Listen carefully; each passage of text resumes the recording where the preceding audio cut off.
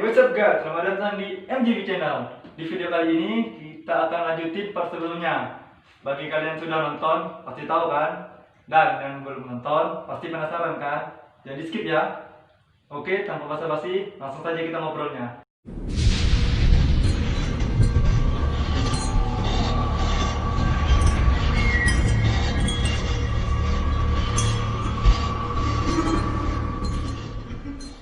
Nah bang, gimana cerita sebelumnya? Bisa dilanjutin nggak? Oke, mengenai cerita kemarin, yang saya menekankan bahwa kemarin itu kan saya mengatakan di lokasinya di Paripadang. Iya. Nah, saya ingin menekankan kepada kalian semua bahwa di sini saya ingin menceritakan tentang orang yang mengalami, bukan daerahnya, gitu. Dengar guys. Jadi berawal dari seseorang datang kepada saya, dia bercerita bahwa di salah satu keluarganya, khususnya cucunya waktu itu, dia mengatakan bahwa si cucunya itu mengalami sesuatu yang mungkin di luar nalar pikiran manusia, kayak gitu.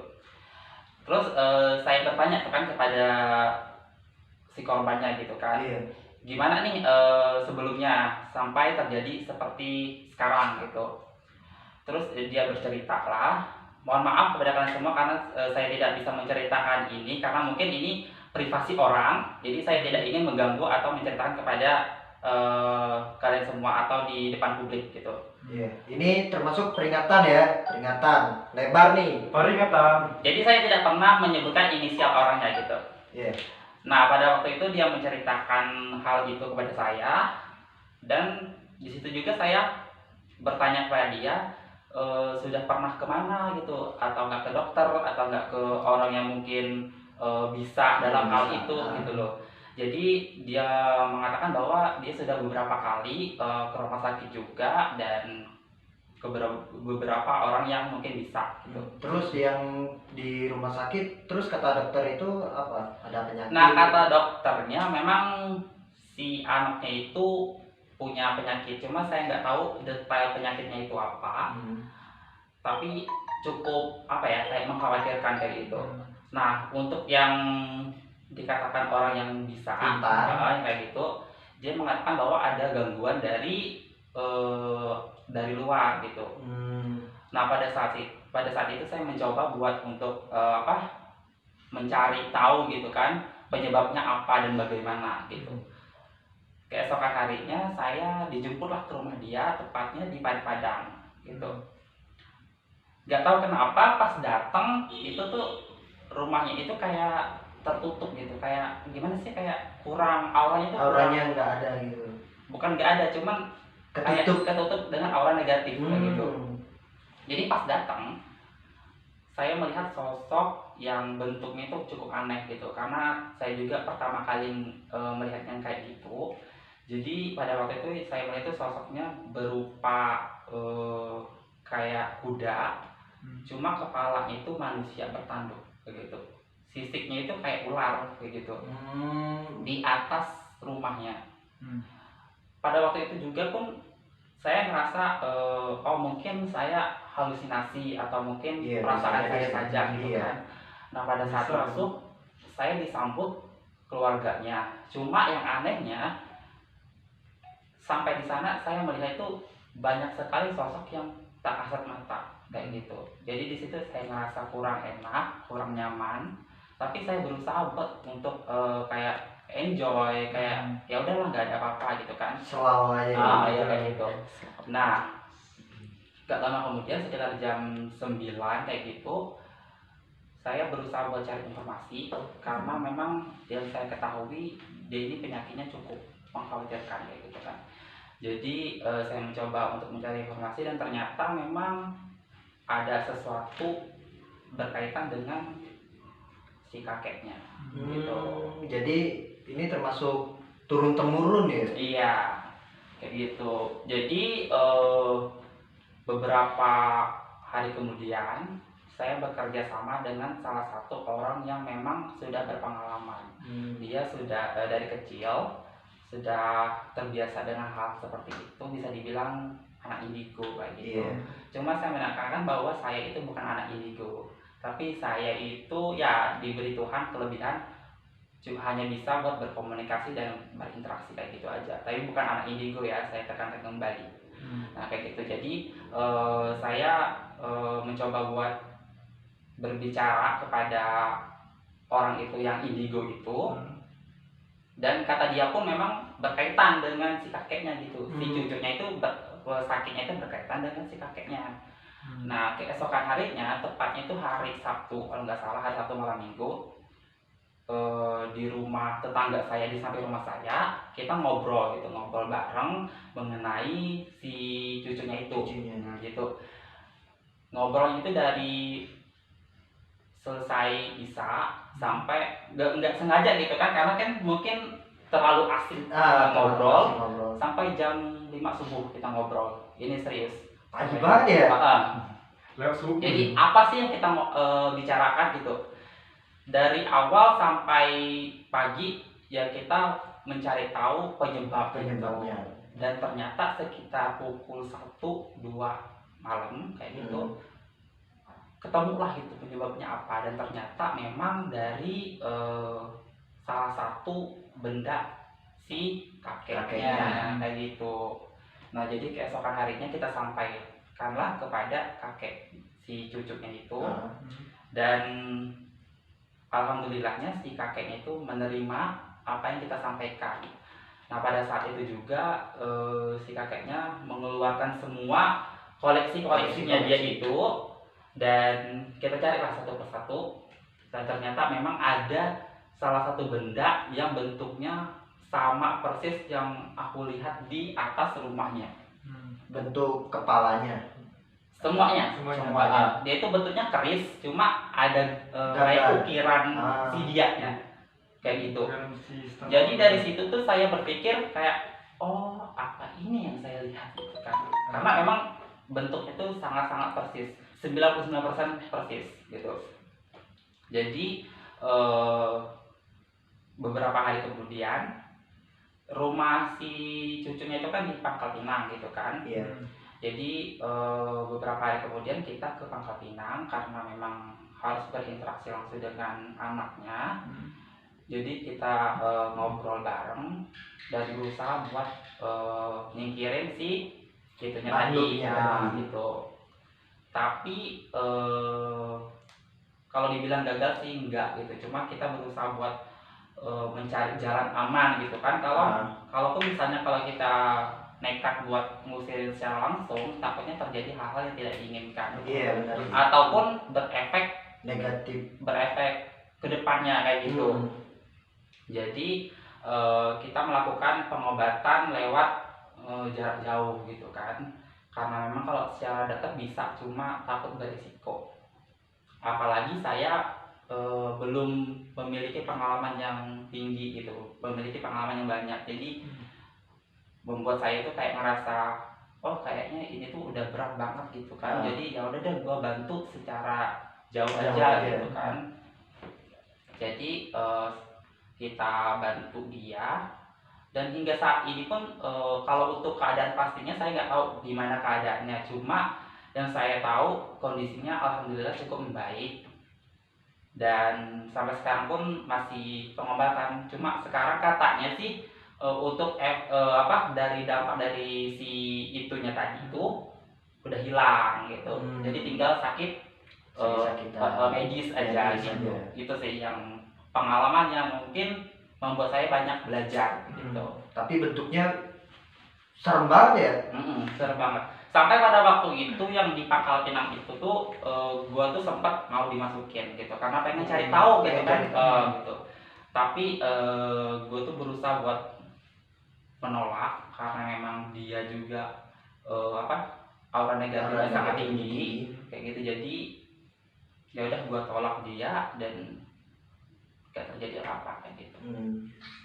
Itu tuh pengalaman yang memang buat aku tuh banyak belajar gitu. Nah, belajar apa terseram nih? Belajar ya terseram pun ya, kalau dibilang serem pasti serem gitu kan. Cuma ya mau gimana lagi, itu adalah pengalaman kita yang harus kita jalankan dan harus jadi pembelajaran buat kedepannya kayak gitu. Nah buat kalian nih, apa atau nggak punya cerita yang lebih serem atau gimana selain yang kemarin kayak gitu? Nah, Kalau- kalau membawa Kalau gua sih nggak ada, cuman gua kalau serem dibilang nggak begitu serem sih. Karena kebanyakan yang gua rasakan, terus gua kan mediator nih kan. Oh, berarti sering gitu ya dimasukin atau apa? Iya. ya? Sering dimasukin. Jadi gua merasakan aman sih, nggak ada yang hawa negatif besar segala macam. Tapi gua pernah waktu itu gua dimasukin, ini terus story gua ya. Jadi gua waktu itu gua sama teman gua yang masukin benda makhluk itu main-main, nggak sengaja kan. Iya. Jadi teman gua itu nggak sengaja masukin salah satu pengikut ya, salah satu pengikut siapa wali Songo, siapa namanya ya, wali Songo gitu, pokoknya wali Songo dah. Iya. Lupa, Cari tahu sendiri ya. Pokoknya wali Songo lah. Terus Jadi dimasukin, jadi gua kan mediator nih, terus yang nanya teman gua kan, ditanya-tanya, tapi yang jawabnya kata teman gua sih pakai bahasa Jawa, dia kan nggak ngerti bahasa Jawa kan. iya. Jadi teman gua bilang, maaf ya sebelumnya saya tidak bisa bahasa Jawa atau saya tidak mengerti bahasa Jawa. Oke. Jadi yang makhluk yang masukin ke tubuh gua mengerti gitu. Jadi dia ngomong kan, belajar tentang Islam segala macam. Ya itu doang sih.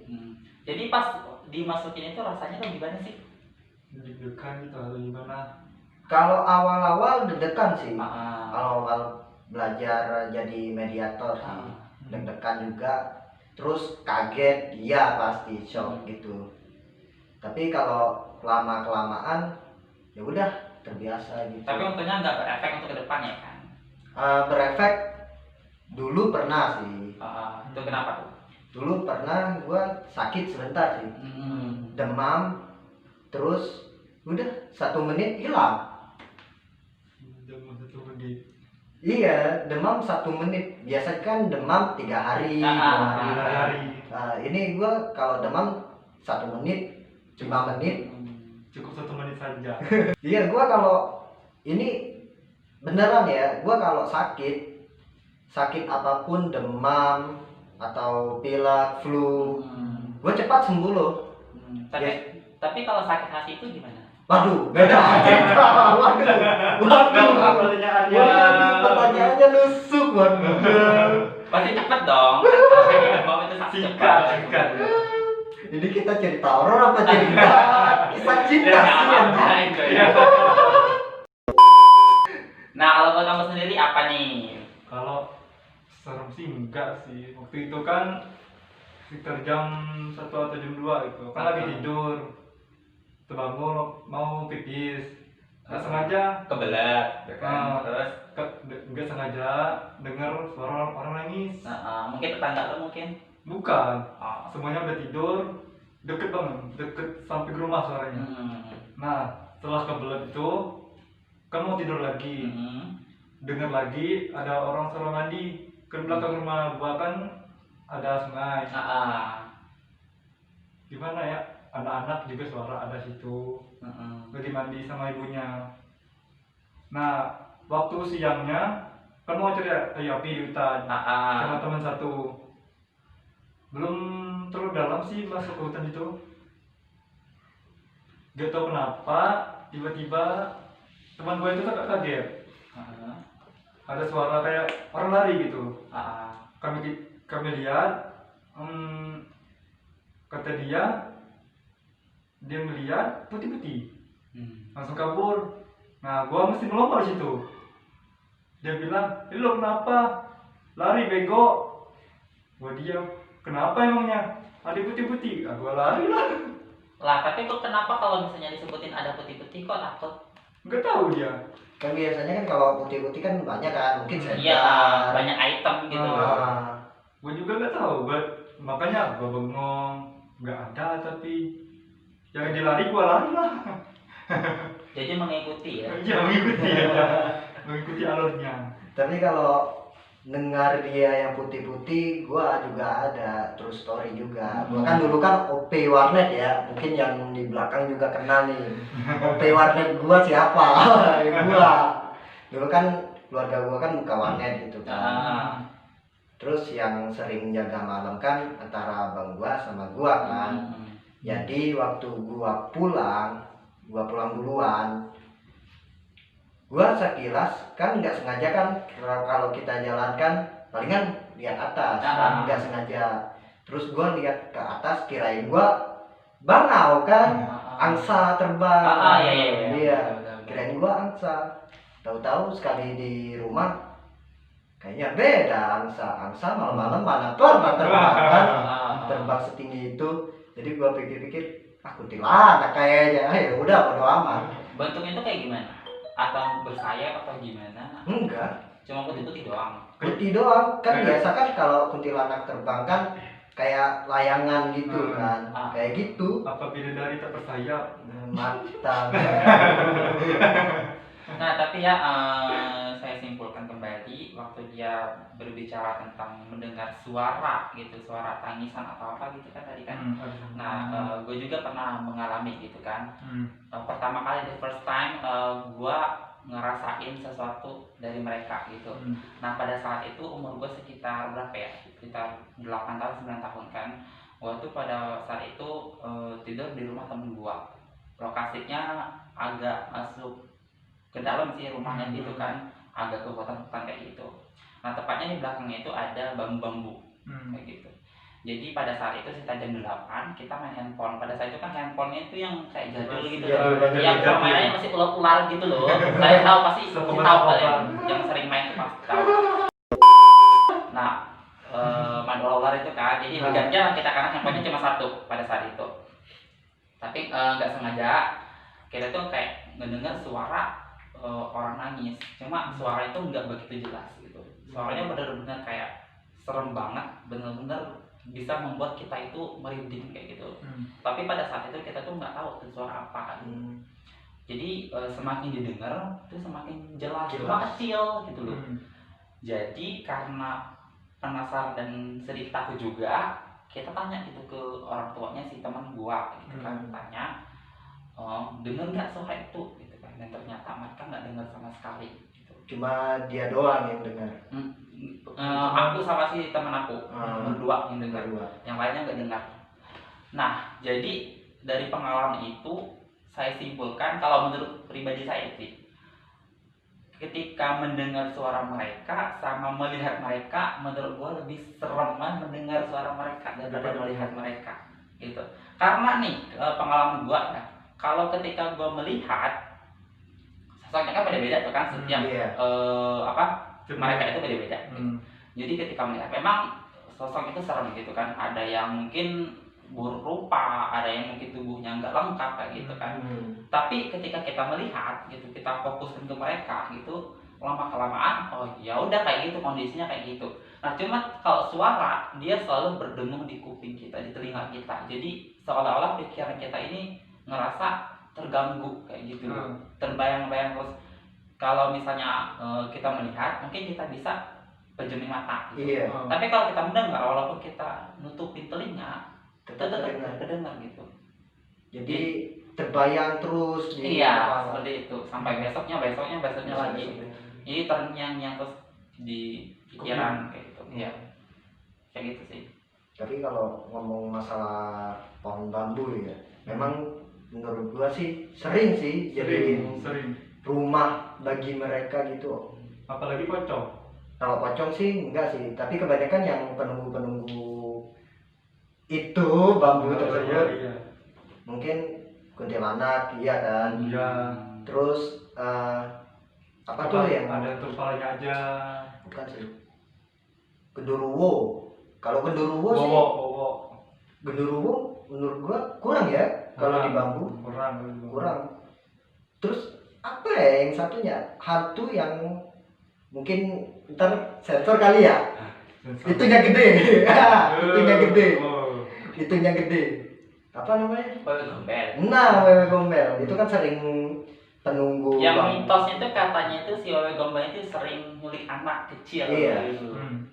Tapi kalau nyulik anak sih wewe gombel mungkin kebanyakan di pohon ini ya, pohon pisang. Gak tahu gua. Gak pernah dengar. Soalnya gua- baru kali ini dengar.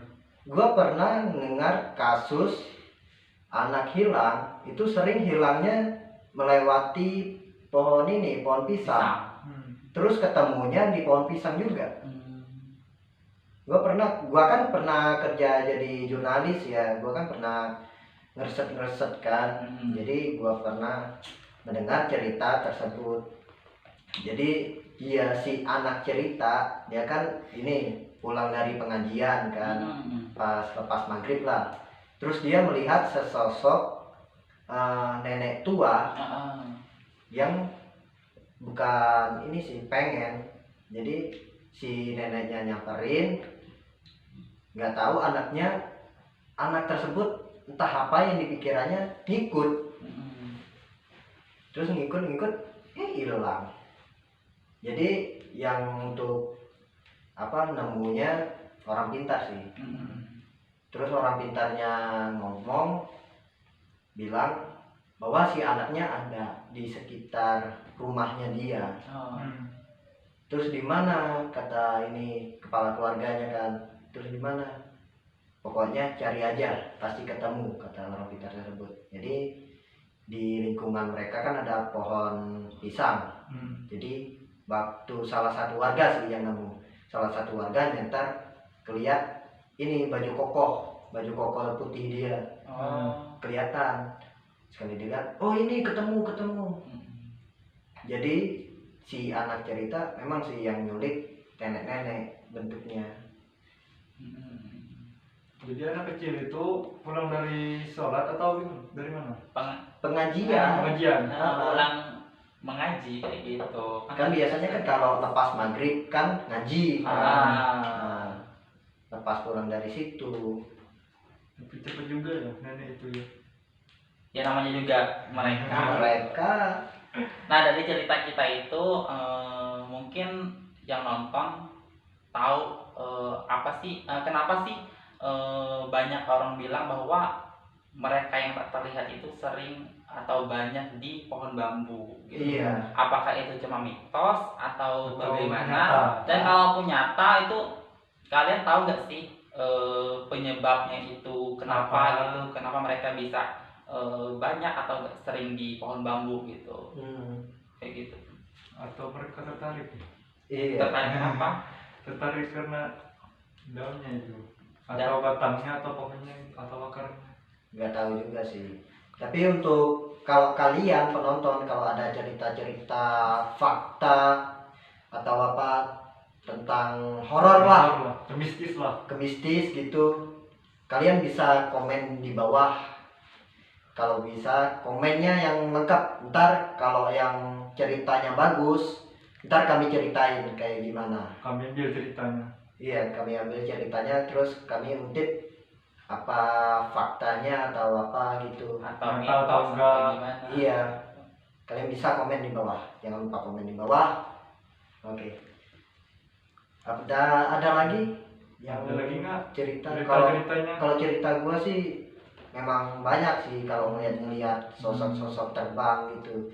Tapi abang gua pernah sih ngeliat sesosok baju merah. Yang paling nyeremin kan sosok merah ya. Nah, tunggu dulu sebelum lanjutin. Gimana kalau untuk part berikutnya? Oh, terus story. Iya. Oke, gimana? Nggak masalah sih kalau gua. No problem. No problem. Oke.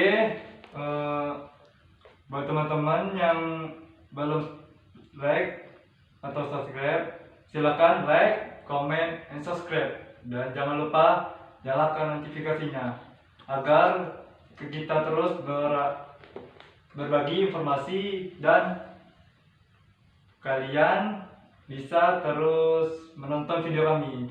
Tunggu kami di video berikutnya. See you. Bye. Jangan dulu.